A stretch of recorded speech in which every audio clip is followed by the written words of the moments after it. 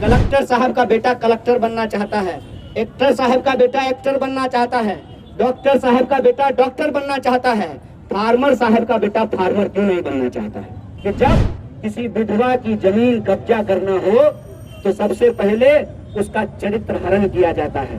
One nation one commission की योजना ये है कि पूरे देश में चाहे किसान हो, मजदूर हो, BSNL हो, रेलवे हो, तमाम तरीके के संस्थानों को ये अपने प्रिय दोस्तों के हाथ में बेच देना चाहते हैं। और ये जो बिकवाली है, ये बात याद रखिएगा कि आज के किसान जब इस बिकवाली का विरोध कर रहे हैं तो ये सिर्फ किसानों की लड़ाई नहीं है, ये लड़ाई सबसे पहले इस देश के मिडिल क्लास और गरीबों की लड़ाई है।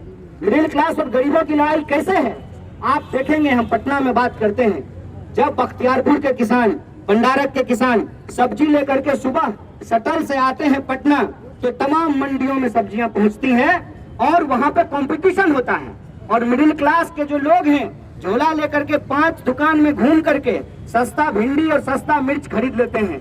लेकिन जब किसानों की खरीद फरोख्त का अधिकार एक कंपनी के हाथ में होगा, तो जैसे इस देश में आपको याद होगा कि BSNL जब रेट तय करती थी, BSNL के पास जब लाइसेंस था तो प्राइवेट कंपनियां कंपटीशन में फ्री जियो धनाधन करा रही थी।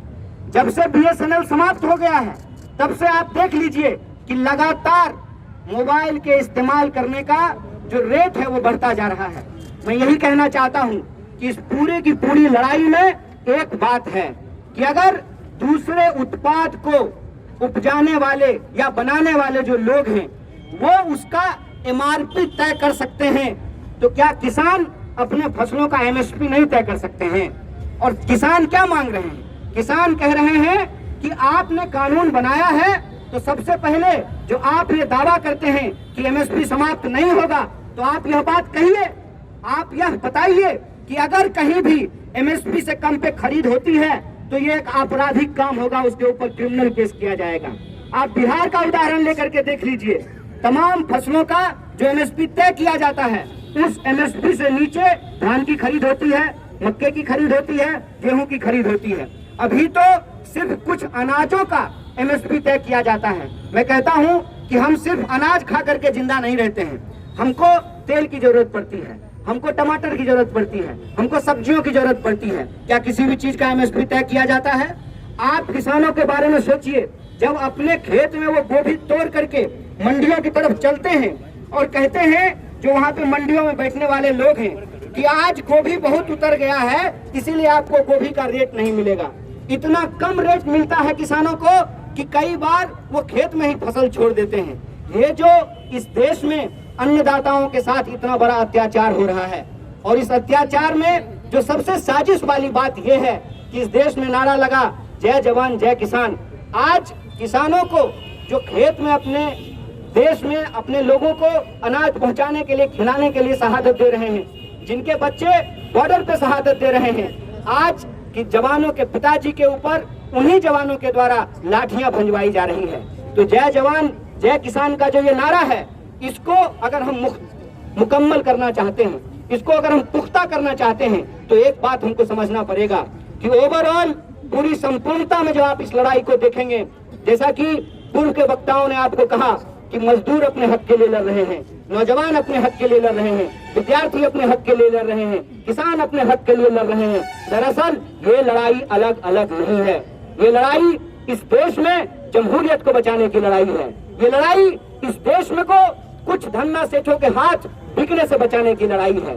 ये लड़ाई इस देश में तमाम वर्ग के, चाहे वो मिडिल क्लास हो, चाहे वो मजदूर हो, चाहे वो किसान हो, चाहे वो गरीब हो, महिला हो, आदिवासी हो, तमाम तरीके के शोषित पीड़ितों के हक और अधिकार को बचाने की लड़ाई है, आने वाली पीढ़ी को बचाने की लड़ाई है। इसीलिए इस लड़ाई को हम लोकतंत्र और संविधान बचाने की लड़ाई के तौर पर देखते हैं। इसीलिए हमारा आप तमाम लोगों से आग्रह है, और एक बार यहाँ जो मौजूद हैं तमाम किसान संगठन के लोग, उनके तमाम नेताओं को और आप तमाम साथियों को बधाई देते हुए, उनका स्वागत करते हुए कहना चाहते हैं कि इस लड़ाई को हमको जय जवान जय किसान और जय संविधान के तौर पे लड़ना पड़ेगा, और इस देश की सरकार को बताना पड़ेगा कि इस देश में जो कमाने वाले लोग हैं, उनके कमाने के अधिकार को, उनके काम को, उनके फसल के दाम को और लोगों के पढ़ने लिखने काम करने के अधिकार को आप छीन नहीं सकते हैं। ये हमारा लोकतांत्रिक अधिकार है और इस लोकतंत्र को बचाने की लड़ाई में, किसानों, मजदूरों, आम लोगों को बचाने की इस लड़ाई में हम लोग कंधे से कंधे मिला करके खड़ा हैं।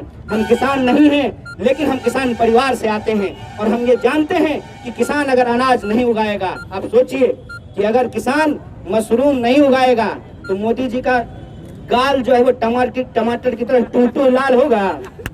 तो जो मशरूम वो खाते हैं, मैंने तो कहा एक जगह ये बात कि काश हमारे किसान मशरूम के साथ थोड़ा शर्म भी उगा पाते और इस देश के बेशर्म नेताओं को फ्री धनिया स्कीम में जो है थोड़ा शर्म भी दे पाते, तब इनको समझ में आता कि किसान आज किन परिस्थितियों से गुजर रहा है। एक आखिरी उदाहरण के साथ मैं अपनी बात को खत्म करूंगा।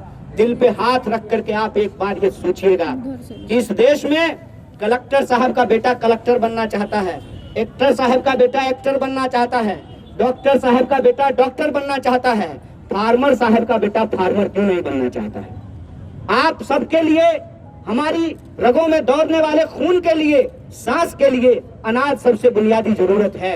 उसको पैदा करने वाले जो किसान हैं वो अपने बच्चों को किसान क्यों नहीं बनाना चाहते हैं। क्यों हमारे पिताजी ने कहा कि जाओ दिल्ली तैयारी करो, कलेक्टर बन जाओ, क्यों उन्होंने नहीं कहा कि गांव में रहो, खेती करो, फार्मर बनो।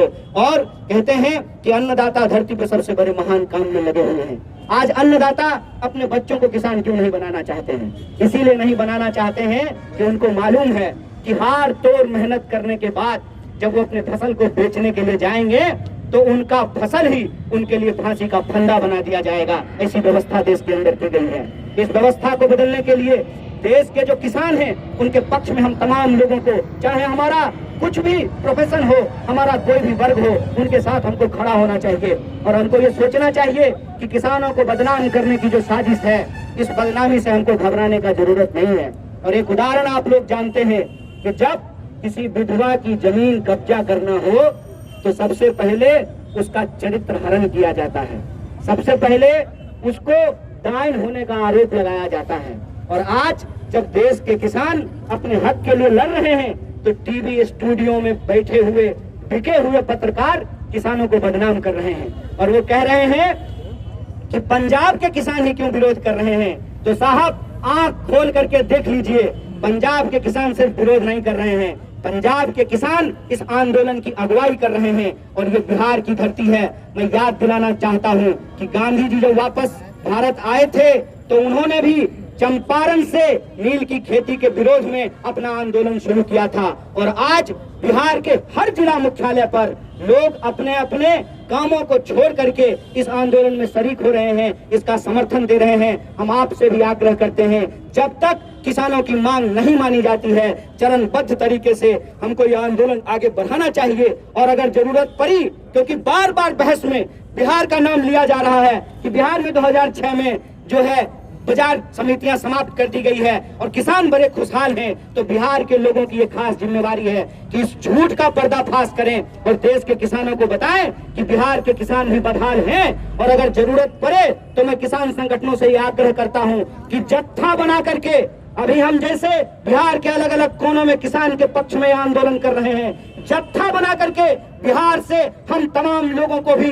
दिल्ली की ओर कूच करना चाहिए। ये संकल्प हमको लेना चाहिए। इसी संकल्प को दोहराते हुए मैं अपनी बात को खत्म करता हूँ। जय जवान, जय किसान, जय संविधान। बहुत बहुत शुक्रिया, बहुत बहुत धन्यवाद। जनता की मांग को, किसानों की मांग को, जो देश हित की मांग है, उसके संबंध में अपना फैसला वापस लेना पड़ेगा। सरकार कभी भी कोई किसान बिल के प्रोटेस्ट में उतर रहा है उसको आतंकवादी कभी पाकिस्तान से जोड़ देते, कभी अफगानिस्तान से जोड़, क्या मामला है सरकार? देखिए, सरकार एक तो कोई आधिकारिक बयान नहीं दी है, ये सोशल मीडिया पे कुछ भारे के जो टट्टू हैं उनके द्वारा यह बात बोली जा रही है। सरकार का कोई आधिकारिक बयान नहीं आया है। क्या प्रधानमंत्री ने ऐसा कहा है? क्या गृह मंत्री ने ऐसा कहा है? ऐसा कोई बयान अधिकारिक मनोज तिवारी ने बारी बारी से इधर उधर की जो बात है उसको हमको रिस्पॉन्ड करने की जरूरत नहीं है। हम ये समझते हैं कि इस देश में जो हक की लड़ाई है वो लड़ाई में तमाम नागरिकों को शरीक होना चाहिए, क्योंकि ये देश हित का सवाल है। जहाँ तक रहा है इनको बदनाम करने का, मैं एक बात कहना चाहता हूँ कि बबूर के पेड़ को आम कहेंगे तो बबूर से आम फलने लगेगा क्या? जिस किसान का अनाज खाते हैं आप उनको आतंकवादी कहते हैं, तो आप एक्चुअली उस नमक के साथ बेईमानी कर रहे हैं, उस अनाज के साथ, उस फसल के साथ बेईमानी कर रहे हैं, जिसके चलते आपकी रगों में खून दौड़ता है। बिहार की जनता बोल रही है। आज बिहार के हर जिला मुख्यालय पर प्रदर्शन हो रहा है और मैं समझता हूं कि जनता को बोलनी चाहिए, सड़क पर आवाज गूंजनी चाहिए, सरकार को भी अपनी चुप्पी तोड़नी पड़ेगी।